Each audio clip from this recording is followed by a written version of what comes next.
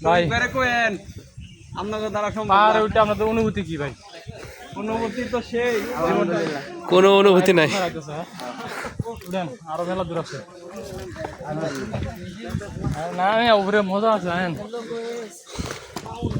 বিশাল বড় পাহাড়